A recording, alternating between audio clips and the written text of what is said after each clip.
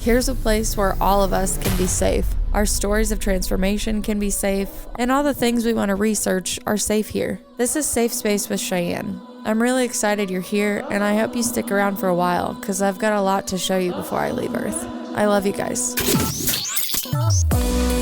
Welcome back, all my friends. I have Jen Evers here with us again from the Awakened Nurse Collective. You can hear one of her earlier episodes where she goes through a lot of her story, a lot of the amazing, I don't want to say just like gifts, but even qualifications that she has to use the gifts. A really good, I would say, ambassador of bridging spirit and science, in my opinion.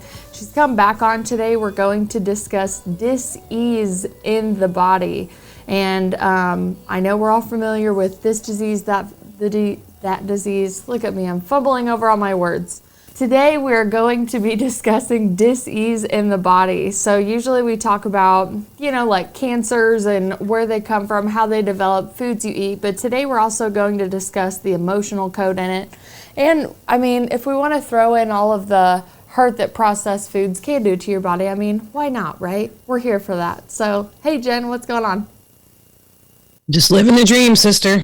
Living the dream. How's the Awakened Nurse Collective going? Getting a bunch more followers and saying all the good words you need to say? A little bit at a time. Those who need the message find their way. So I totally get that. Okay, so you presented a hot topic, in my opinion, but one of my favorites that I don't think gets discussed enough, which is breaking down what dis-ease in the body really means. So first, breaking the word apart was really eye-opening for me, just having the conversation and saying it, the dis-ease of your body. So there's so many ways we could take this. I want you to take over from here and tell me where we're going. Right. So, most people, if they're not spiritually awake, they really think of themselves as just this physical form. Most people think that they have a soul. Where they believe that goes is up to them and their beliefs, but we are not just this physical body. We are more than that. We're energetic. There's many layers to the energies that we actually hold and that are our essence. So my belief, and it is the belief of many other doctors and philosophers and energy healers like myself, is that a physical manifestation in most of the population is kind of like the last-ditch effort of showing us where there is actually energetic residue or energetic charge from traumas, memories, experiences that we're still holding in our physical form. If you took a microscope and you went all the way down, right, into a cell, then you would just find that nucleic acid, or the energy, the atoms that make up everything, all that is matter.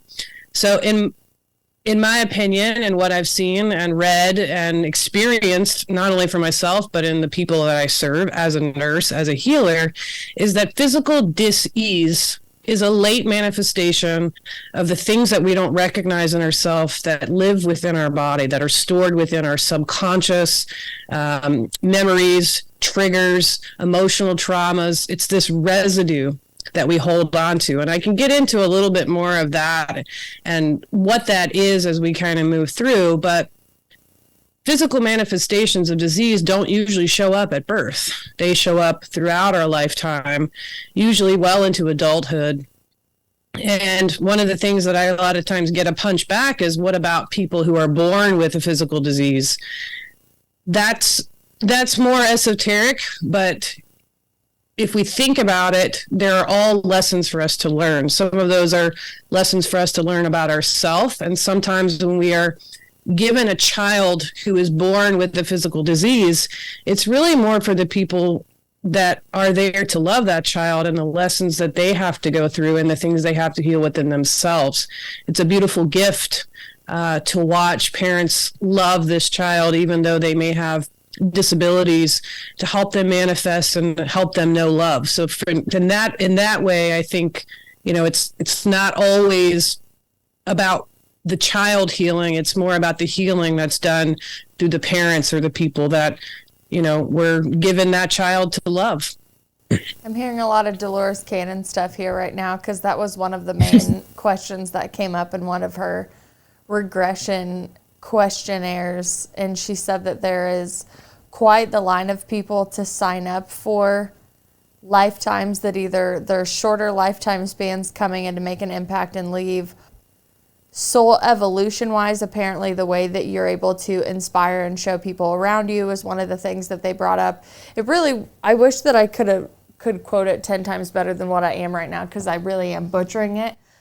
Well, Dolores Cannon, Brian Weiss, anybody who works in, Dolores Cannon works in more quantum hypnotherapy. Brian Weiss is more a hypnotherapist. But even Edgar Cayce, you look at all the past life regressions, and it's a consistent theme.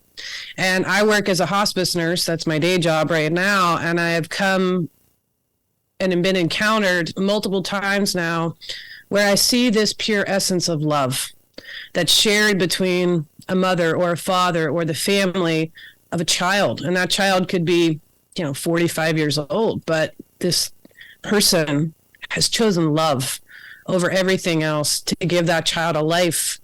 And the love that the person who's caring for that child and the joy that it brings to their life, I'll bet hardships, right? And sacrifice. But to watch that connection, that to me is one of the most beautiful representations of unconditional love. And perhaps that was what that child came into this life for, was to help heal that other person through love. That's one aspect of it. Obviously, we're here to talk more about disease that shows up and manifests later. But I wanted to make that caveat because I get a lot of pushback of, well, why are people born with disease then? How do you explain that? And that's my explanation. Yes, I've read Dolores Cannon and all of those things, but I've also seen it and experienced it and been in the energy of it. And there's something that, hairs stand up on your arms when you're in the presence of it, because it's nothing but love, as are we. And if we get to experience that, even with hardships, and it's just a beautiful gift. Mm-hmm. Absolutely. So disease manifesting in your body is like the last warning system of like, hey, pay attention to me, pay attention to me. Yeah, and I want to say it's the last warning system, but really it's all the things that have been trying to get our attention before that. Usually disease doesn't start with just, going in and getting diagnosed. It's a warning signal, and most of us are too busy, or, we don't pay attention, or we put something over it to numb it, whatever that is, drugs. And when I say drugs, I don't just mean, illegal drugs. I mean other pharmaceuticals, which come with a whole slew of other side effects that now we're trying to treat and put on top of that. But we're ignoring these things because we're too busy going out about our life. And most of us practice escapism, where we're just trying to escape that because, we don't want to deal with it. And nurses are the worst. I'll be the first to admit that, because we know too much. But there's always early warning signs, right? And if we're not paying attention to those, then usually what's going to end up manifesting is the full-fledged disease. So it's really coming back into ourselves and looking at ourselves, and sitting with those traumas and those residues that are still stuck within us. And that's where all of this comes back to the energetics of it, is who are we choosing to be with ourselves? Where is there more healing within us that needs to be done, not of the physical, but of the mental and the emotional and the ethereal parts of us, that most of us are not in connection with. And I find for most people that once they get a diagnosis, they get stuck on it. I have this, right? I can't do this because I have this. It becomes this label that we attach to, and now we become it. As if we're helpless and powerless to do anything. We trust doctors, which I'm not saying that we shouldn't, but at the same time, look within yourself, because we all have the power to heal ourselves, but it's not always laying something on top of a physical manifestation. It's going a lot deeper within and getting to the root of it. Mic drop right there.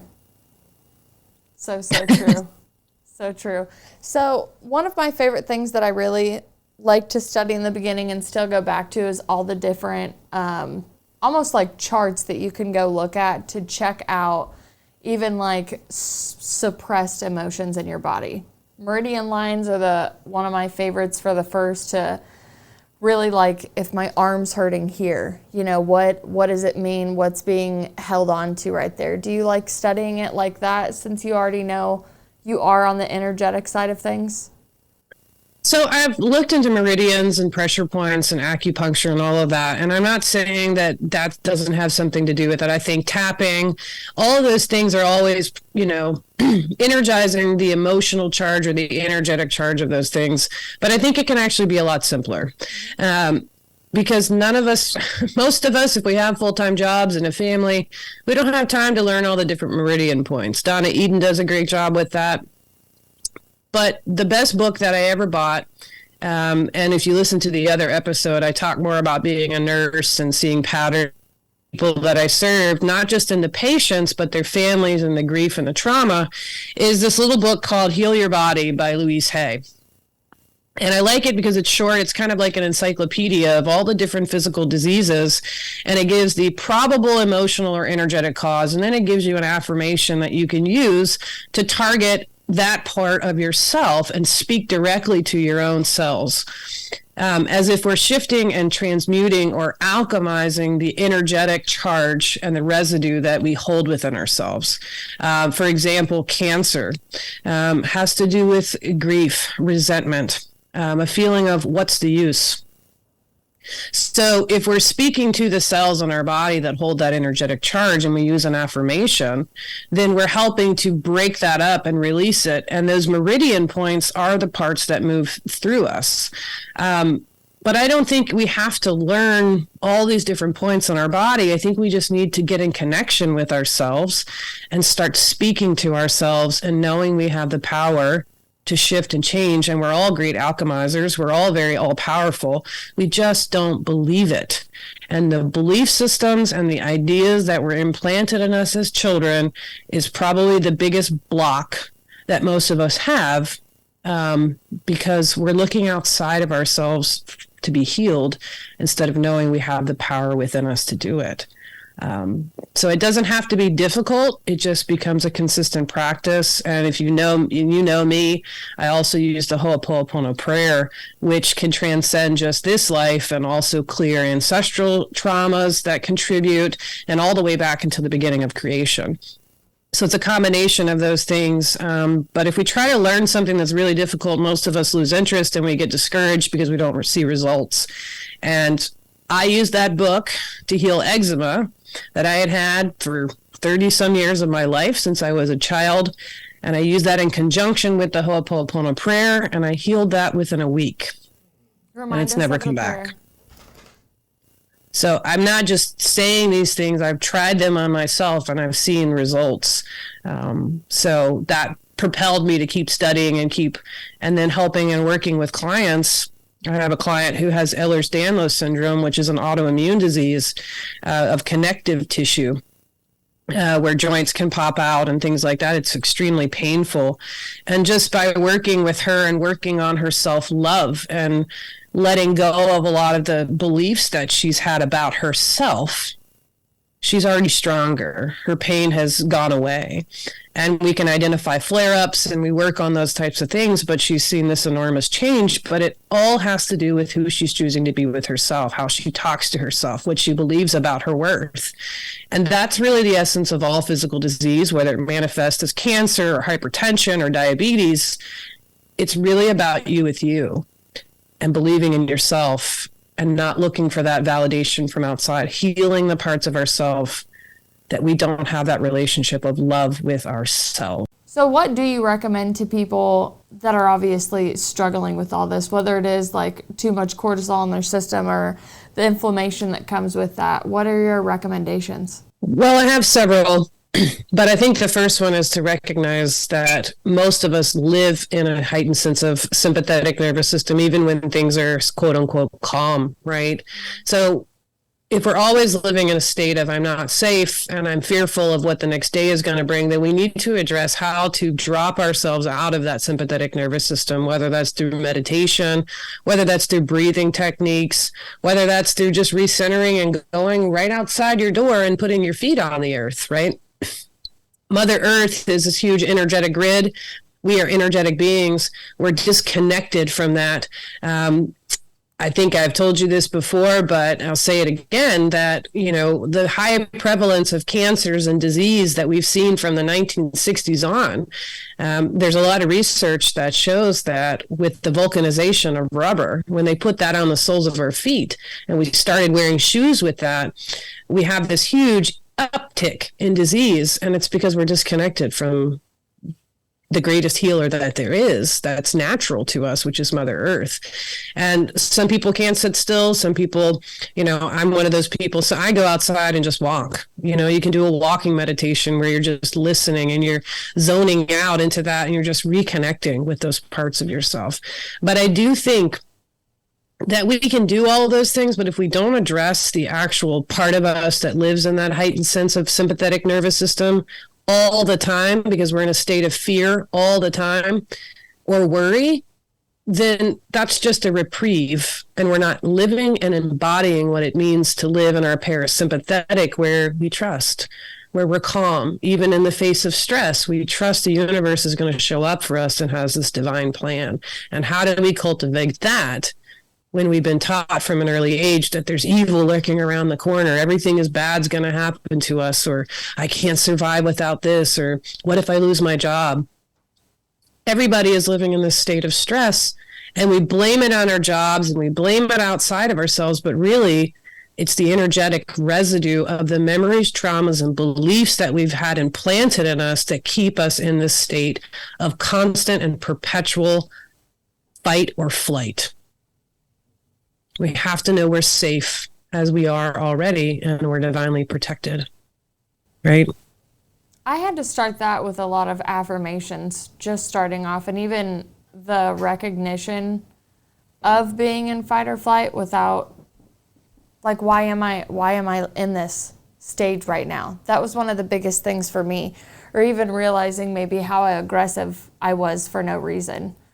And I came across some of like Einstein's work where it was like, if you live in a safe and dangerous world, that's what you're going to see outside. If you see a safe world, zero crime, however it is, that's what you're going to see outside. So a lot of my retraining with a lot of the things that you're talking about really were a lot of affirmations, or even trying affirmations to just see what actually felt good to me. Or again, the realization when I didn't feel safe, that was a really big one for me, because I was years away and distance away from the things that had made me unsafe. So it was funny how my body was still reacting to these things. But I can also say that when I got into starting my work 4 years ago, I was like, oh my gosh, I never dealt with that. I've been carrying that around the whole time. And it was absolutely mind-blowing, because before you have the knowledge or even the awakening to the knowledge, you're like, all these baggages I've basically been carrying around and have no idea. And I thought about that just from I'm 32 right now, so I think of even like my parents. I'm like, what are you guys carrying around with you? There's like a little child in there that's screaming out at all of us. Something happened to all of us somewhere down the road. But the fact that you're carrying it with you and it does manifest physically in these ways still was one of the most mind-blowing things to me to this day. Well, that's because most of it lives in the subconscious, right? Mm-hmm. And not everybody had what they would quote unquote feel safe to call a traumatizing childhood, right? I had parents that loved me, but there was also a lot of dogma and doctrine that surrounded that was shoved down the throat. You're good if you do this, you're bad if you do that. All of these types of things that we unconsciously shape into our identity of who we have to be enough, to be successful, to be validated. And what I find and what I was is I'm an overthinker, right? So if I was given a stressful situation, I'm always going to worst case scenario. I was always planning out what my strategy was going to be. And we get pulled into this loop of planning, of potentials that could happen, right? That's where fear comes from. It's not being like a bear coming at you and like you have to run. Like that's an appropriate use of the sympathetic nervous system, right? But we don't realize how we go up into that and create all of these potentials that aren't even here yet. And we spin ourselves into this frenzy of trying to figure out, how am I going to stay safe? How am I going to, keep my ego is trying to protect that inner child or this part of me that feels scared, but I really just want to stay in the certainty and safety of what's known. And I'm trying to avoid all of these things and these bad things that could happen. And I believe that our inner state is a reflection of what we see in our external reality. So if we're always feeling unsafe and we're always thinking that somebody's going to hurt us, then, why do bad things always happen to me? Because you believe that they are. And so you're going to manifest those things until we start to realize that we're powerful creators, but it has to start within us. And we have to not relive the trauma we went through, but face and acknowledge it. And I want to say something about what you said about your parents, or about looking at our parents. The idea of ancestral trauma is a big one, and we're seeing it now, how certain ethnicities and certain groups, especially in the United States, have a higher prevalence of disease. And part of it is because of the ancestral trauma that is passed down, not only just from, parents, but grandparents and all the way back, but groups of people that were disproportionately ostracized or abused or enslaved or ridiculed have a higher prevalence of disease. And people say, well, it's because they eat, this or that. Not all of them do. But yet you still see hypertension and diabetes manifest itself in African Americans and Native Americans more prevalent than you do in Caucasian. Why is that? Right? And they could be healthy and work out every day, yet it still affects them. I've seen this in 20 years of healthcare, and 45-year-old men who are the most healthy and work out every day die of a stroke because they have horrible unmanaged hypertension, and you can't understand why, because they were healthy. But this is the process of ancestral trauma, and this is why I say energetically it lives and it stores not only in our cells, but it's passed down through our DNA. And we do have the power to heal all of that. But that's even a bigger topic when you talk about that type of thing, because that's as a collective, us healing the wounds that we've inflicted upon each other. But it's not about blaming ourselves. And, maybe you were, angry, or you were harsh or something like that. It's about looking at those parts and those versions of ourselves and saying, I did the best I could from the consciousness that I was. Because we don't want to get pulled back into a guilt and shame cycle and think we were wrong, or maybe we would have made different choices had we known what we know now. But that version of you deserves just as much love as all the other versions of you that you think were good. And that's healing. When you can accept all of the parts of you, even the things that you might have been ashamed of, or maybe have made a different choice, that's encompassing of embodying healing. And that's what's required to heal the physical disease that comes up. When my grandpa had his open heart surgery, we all got to go visit him before he went in. And he grabbed my hand and he's like, I would just like to tell you that if I would have known I was going to live this long, I would have taken much better care of myself. And that is what I would like to pass on to you, because you are still young enough to correct anything that could be happening to you with your body right now. And luckily he pulled through the surgery and we talked about it afterwards. But I always remember that being one of the biggest motivators, even when I was younger, it's not like I got out of bed the next day and I was like, yay, I'm going to go live life right. But that's when I started doing the education and even the awareness of how much I lacked in nutritional knowledge, of how much I should eat, what I should stay away from, portions, just like super beginner stuff in my opinion. But taking the time to learn that before I actually put it in action helped me not give up down the road when I was still trying to figure out what was good for me. Because even going in and trying to figure out what's just good to feed your body every day to fight off all these potentialities of diseases coming our way. Some things that work for other people don't necessarily work for me, and vice versa. And you have to watch that even when you start going and buying products that are magically supposed to make you feel better because they put sea salt on kale chips. There's a whole other, rabbit hole that you could go down just trying to figure out what works for you. But I always remember the advice from the older generations, if they're willing to give it out in little nuggets like that, where it was just like, hey, I got to this age, this is the epiphany that I had, and I'm passing it along to you because you still have time. And now I feel like there's a collective of people that talk like that as a whole, including you. And I'm very grateful that we take the time to have these conversations, to give these little nuggets of information to people that, like me, would have had no idea years ago that, eczema and my body mean one thing. And that is something I really felt like I came in with, right? And I remember having it from such a young stage, and it flaring up at all of the right fearful times, right? But just having that extra knowledge about it, because I was in and out of the doctor's office my whole life. I went through, all the creams and all the pills and do this with your diet, take this out, everything in between. But when nobody ever telling me the emotional code of it, that was really transformative for me as well. Well, and I love Louise Hay's book because it really makes a lot of sense, because it looks at the different parts of the body, right? The organs that are affected, or the extremities, and it talks about like our hands, right? What's the function of our hands? To hold on to something or let go. So if something's affecting your hands, right? Like I had an egg allergy that cropped up at 34 years old, right? And I kept trying to figure it out because I'm like, I've eaten eggs all my life. And it only affected the palms of my hands.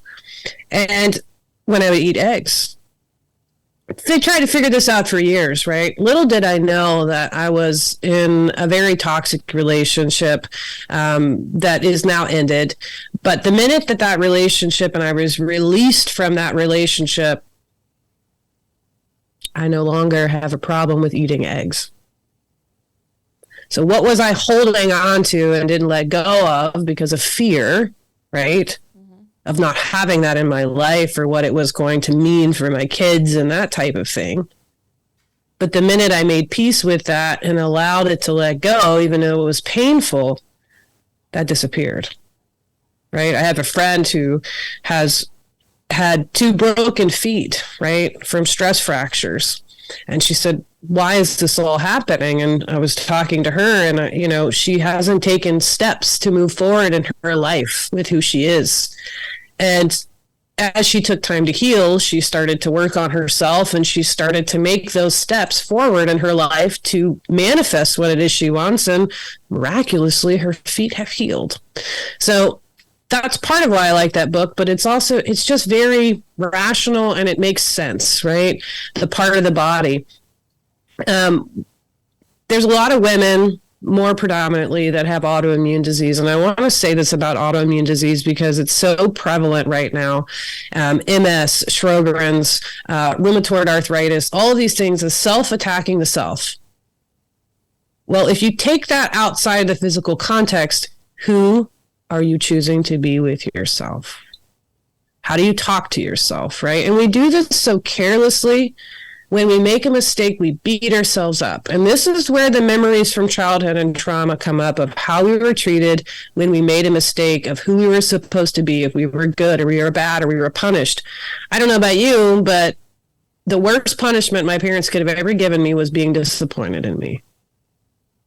That hurt me worse than any spanking or anything like that. So I worked my entire life to make sure they weren't disappointed in me, right? So the whole reason I'm saying this is because if you're suffering with an autoimmune disease, I invite you to really look at, what are you doing and speaking to yourself? Because you're speaking to your cells, and your cells are getting direction from you, all-powerful creator. So if you're speaking to yourself unkindly and guilting and shaming yourself and beating yourself up for being a soul in a human body who was given free will, you're not judged for that by God, source, creator. You're judging yourself. And the more that you do that, and the more that you practice that behavior of blaming and shaming and guilting and judging yourself, your cells are going to start attacking you, because that's what you're telling them you're worth. And the truth is, you're worthy of a lot more than that. And it's all healed with love. And that starts within yourself. And there's a great doctor, his name is Dr. Gabor Mate, who wrote a book And it's called When the Body Says No. And it looks a lot at how physical disease is a manifestation of trauma. There's another one called The Body Keeps the Score. That's a great book. I invite people to read those books because it'll really help you look at some scientific approaches and research and case studies that can help our logical mind wrap around how this is actually exhibited. And then you might start to see some of these things reflected in yourself. And if you do, there's still time to change and heal yourself. We are great healers. You know, if you're a Christian, you know, Christ said, all of these things I have done, you can do and more. He wasn't playing. It's just we weren't taught that we were at that level, right? Well, I think that, again, having conversations like this, getting this information out there, giving the idea of even empowerment back to people in those cases. Because you're right, autoimmune, literally me fighting myself. And I always go back to, you know, the emotional code. That's my biggest thing for me. It's, okay, what didn't I get last time? What's still hanging on to me? And luckily, I mean, like I said, I had eczema on and off all the time when I was a kid. I haven't had that in years. So coming across that information was mind-blowing, and I definitely believed it. But the thing that you pointed out is, here's some case studies. Here's, again, like some bridging of this spirit science debacle that we have. Because usually when you talk to people with an overly logical brain, if you say anything about energy to them, they're like, I'm out. So the case studies really do help the logical brain, because I remember getting into this stuff too. Even when I looked into Cindy Dale's The Subtle Energy, I think is what it's called, or The Subtle Body. Huge, amazing diagram, and it puts everything in there imaginable that your logical brain would need to want to kick all of it out. It makes perfect sense. It's super grounded. And it's continuing education for you to understand 10 times more about your body than you were ever taught. And that's got to be one of my favorite things about all of the individual research that I do, but the research that we're able to bring to people on the show is take time. I know we're like, take time to meditate, take time to eat right, take time to talk nice to yourself. But take time to just research literally what you already have to take care of. You wake up in this body every freaking day. You would want to know how it works, how it's going to operate best, and what to do and what not to do to it. I think that would just be basic. The fact that that isn't like a 101 class through every part of school where it's actually tangible, and it's like, we're teaching you this so you know how to take care of your body, not we're teaching you this so you can get this grade, right? So many more things that we can do. There are so many things that we're still looking for outside of ourselves. And I just wanted to really hone in on this. All of these things that I'm saying are just, you know, more information that really surround the core. We can eat well, we can exercise, we can do all of those things, but what is the point of us doing those things? Is it to feel better about ourselves, to love ourselves more? Because I'll love myself when I'm a size 0, when I'm eating healthy. It's not about that. It's about loving yourself exactly as you are right now and knowing you're worthy of it. And honestly, if that's what we focus on, that's the one thing we put our energy into, all those other things are going to fall into line, because you're focused on a relationship you have with yourself, knowing you are magnificent, you're beautiful, you have every right to be here, you have a birthright to claim that. And knowing that no one can take that away from you, and you can stand in your power and you can create whatever you want, including what manifests in your body and what doesn't. You know, genetics and things like that, they'll look at the BRCA1 gene or the BRCA2 gene that's associated with breast cancer. Or they'll look at populations and say, well, smoking is going to give you lung cancer. Okay, sure. It's a precursor, it's a trigger, it's something that's a potential. But there's plenty of people who have a BRCA1 and BRCA2 gene who never get cancer. There's plenty of people who've smoked their entire life and never get cancer. So what's the difference? And if you look at these studies and the cultures, it has to do with how people choose to talk to themselves. What's their culture? Where's their stress levels? it has to have something to do with it. I mean, and then looking at 20 years of healthcare where I see these things play out and the stories and the patterns of thousands of patients and their families. And now I work in hospice and I see this transition and I see that sometimes the healing is not always of the physical, right? Sometimes it's healing relationships, right? Between people. It's healing judgments and grudges and all of these things that we're given an opportunity through illness. Think I would like it not to be through illness. Yes. But that's just as healing as it can be. And when you hold a knowledge that where we're going is just back to the essence of where we came, which is love, death doesn't become such a scary thing anymore. But we're living and we have time to work on ourselves. And if we can embody that and show up authentically, then think about the space and freedom that we're showing other people they have the potential to be too, and they're worth it. And that's really what my mission is this is like you have safe space with Cheyenne, right? I'm safe space with Jen Evers. Show up authentically, because when we can do that and show other people it's safe to do it, they will start sharing things with you that they haven't shared with anyone. And you just love them and you show them that they're worthy of that. They start working on themselves and beautiful things happen in their life. You know, just holding space for people and loving them unconditionally, but you have to start with yourself. And that's the thing that I want people to understand. All of these things can be healed and more. How that happens has everything to do with who you're choosing to be with yourself. And that relationship is going to define every other thing in your life, period. Amazing. And so true. Thank you so much for coming on. That was, again, another mic drop channel from you. You know, I love talking, and that's an invitation to anyone out there. Come join my group. It's just full of videos and helping people get through the things that we deal every day, and emotions and grief and trauma. And I want to be of service to people because I did this work on myself, and it's too good not to share it with everybody else, because I've been there. Everything I talk about, you know, I've experienced it too.